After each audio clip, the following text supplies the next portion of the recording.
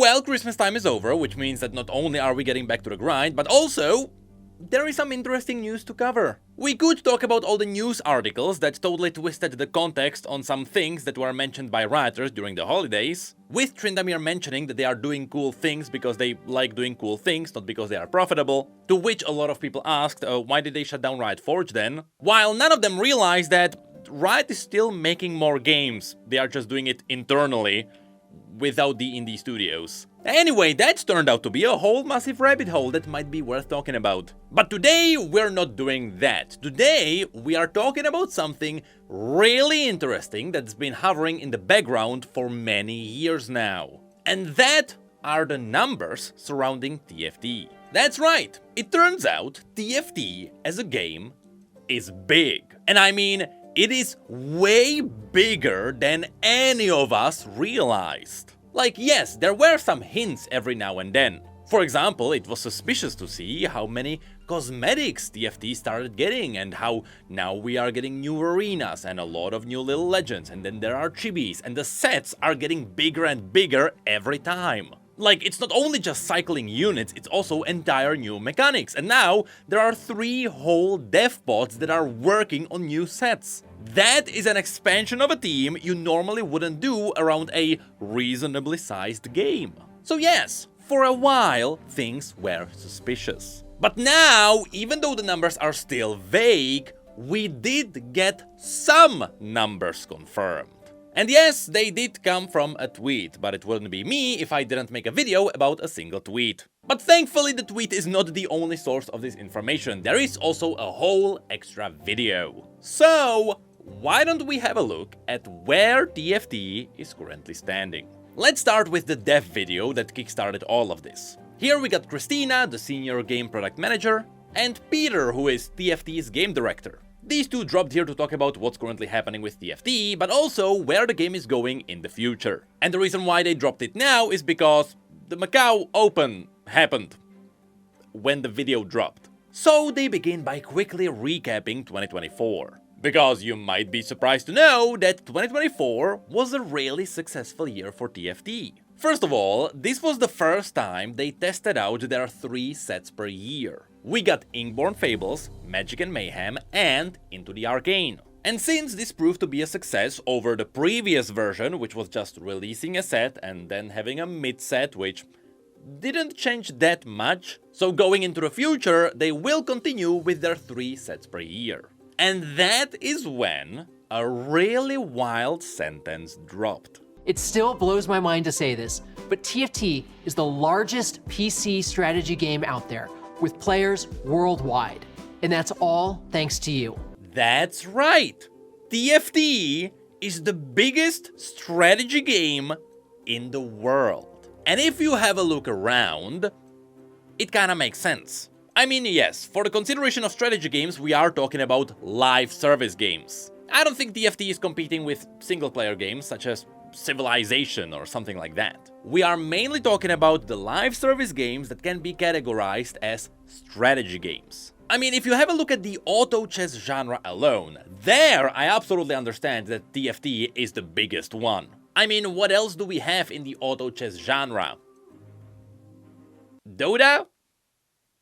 I have not heard about that one in a while. But hearing the fact that TFT is the biggest strategy game, that is something else. Because now you would be competing with games such as StarCraft 2 or stuff like that. Yeah, all of those games are dead. So never mind, I understand why TFT is the biggest strategy game. There is simply no one able to take their crown. But still, things are not that simple, because strategy games do technically have their own platform. Mobile phones! That's right, if we're talking about a strategy game, the easiest place to play them is on your phone. And that's simply because usually you can't really play high-action games or anything like that on your phone. Unless it's Wild Rift. I mean, Fortnite has to have some disadvantages, right? Which is why, again, strategy games are the most popular on mobile devices. So you have to consider that technically TFT is competing with stuff like Clash of Clans or something like that. And the reason why TFT is likely beating them all is because TFT is also on mobile. In fact, a massive portion of the player base is playing on their phones, me included. I play 90% of all TFT games on my phone in my bed. That is why there was the recent push of even having the PBE for mobile phones for TFT. And if anyone learned anything about the mobile market, it's the fact that it is ginormous. It is far bigger than the console market or the PC market. And on Twitter, Mordok confirmed that over the entire lifespan of TFT, the game got over 300 million players. Now yes, this is not really a reliable number because the peaks and downs are all over the place with TFT. It first peaked when it was released, where it entirely destroyed Riot servers and no one could play anything. But then it gradually went down as they were trying to figure out what to do with the monetization or with the sets. Yes, remember, back in the day, you had to buy eggs. And so technically TFT was the first gacha that Riot had. And it turned out that monetization wasn't that good and TFT was in trouble, but then they figured out the new system with arenas and a really expensive gacha. And now TFT can not only sustain itself, but it can also earn enough money for Riot to also do other things. Yes, this was also unironically confirmed in another post. So wrapping it all back to the point of this video. If you have a look at all of Riot's games, mainly the big ones such as League or Valorant, TFT was never really compared to them and it always looked like the underdog that Riot has. Sorry, Legends of Runeterra. But it turns out, the whole time, TFT was on a comparable level to something like League. And so, if we have a look at the most basic kind of data, which is something like Google Trends, you may notice that while the numbers are stacking against TFT, TFT is still kinda equaling them out. I mean, there is a bias towards the League numbers, because anytime you search for anything that is League Arcane related, or it's a music video, or it's a cinematic, it counts as a League search. TFT simply doesn't have those. Which is why when stuff like esports events happen, the League searching goes up, but TFT stays down. TFT is simply not really connected to the search word League. However, there is one more big reason why TFT's numbers are kinda hidden. And this all starts making sense if we go back to the 2022 interview where Travis talked to the head of esports. There, John Needham got to talk about TFT too. And here he mentioned this. Rumors are that TFT is actually massive from a player-based perspective. I don't think you guys have ever really reported numbers around it. But we talk so much about Valley Sports, we talk so much about League Esports. Obviously there's Wild Rift, etc. But on the TFT side, are you guys planning on doing more than you guys are doing right now on the esport? Because right now it feels like it's more like community fun tournaments, right? Yeah, totally. So one, TFT is the thing I do first every day of my life these days. I'm up very early in the morning and I play 2 matches of TFT. Yes. I'm a huge fan. Doing Rage Wing all the time, I'm sure? I'm doing Dark Light. Dark Light's my build right now. Gotcha. And we love the game. It is the #1 strategy game in the world right now. I'll just say that. Okay. It is huge with Fight for the Golden Spatula in China and the PC version around the world and the League client. It is, you would be shocked at how many players that we have at TFT. Did you hear that? Not only did he bring up the scale of TFT multiple times, but also he mentioned Golden Spatula.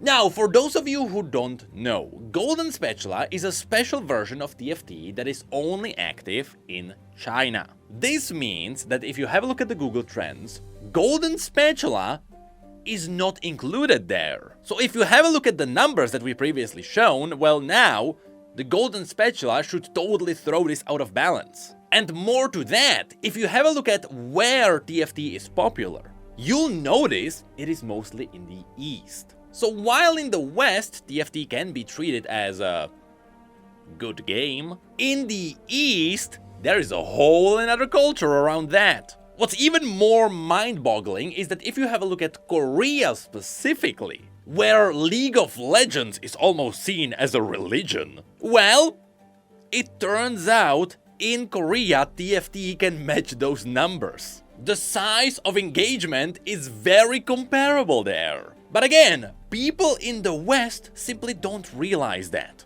So the next time you think that TFT is a dead game, there is a whole other side of the world that would heavily disagree with you. And so now, if we go back to the video that revealed the new updates, now it makes sense why the scale of TFT is so good. So next in the video they talk about how this scale reflects on the development. So again, now they do have 3 different dev pods working on 3 sets at the same time, which allows them to do big things with TFT, such as the frying pan, or exploring PvE through Toker's trials, or even overhauling some systems such as the item bench. And they confirmed they are not done yet, there is a lot more they are working on. And as they are working on it, they make sure to tell us that they know not everything will be a success. For example, they know that some mechanics will be a hit or miss. But at the same time, they know this kind of experimentation with mechanics is the key for every set feeling unique. And I'll be honest, I absolutely agree with this. I don't really care if the new mechanic is good or bad. I just like when TFT is trying cool new things. And it turns out, most people agree with this philosophy. Because if there is a mechanic that you don't like, well, don't worry, we are getting 3 sets per year that are experimenting. So just play a different game and then come back. Everything is gonna be totally fine. Anyway, they mentioned that in 2024 they mainly experimented with encounters. Inkborn Fables first introduced these new events. Magic and Mayhem then turned it into the portal voting system. But it turned out most people were just voting for the same portals over and over again. So Into the Arcane turned this into the best of both worlds, where there is a lot of cool events, but they are rotating. But of course, on top of these encounters, which seem to be staying as a permanent feature, they are also including a lot of smaller changes. Such as charms, which, I'll be honest, I was not a big fan of those. But also the anomaly, which is turning out to be okay. And here they confirm that 2025 will have a similar level of this kind of experimentation. For example, there was a teaser for a mechanic that will turn familiar systems into a new experience. And there's gonna be another thing that might change TFT forever. That is a quote that is bringing up interesting memories. Of course, they also keep working on balancing and tuning and bug fixing, so nothing new there. But also they confirmed that a bigger portion of the team will be focusing on the new things such as the 5-year bash or the set revivals. In fact, given the popularity of these new modes, they already announced the next set revival. So the next one is bringing back the original Lunar set. I like that one. But also, Toker's Trials will be making another comeback, and this time it will be more focused on PvE. I mean, it was already pretty good, so if they are focusing on PvE even more, now we are getting into a complex topic. Because in the past, TFT was always avoiding PvE because it didn't work out, and apparently the team tried a lot. So I wanna know what they are trying to figure out here.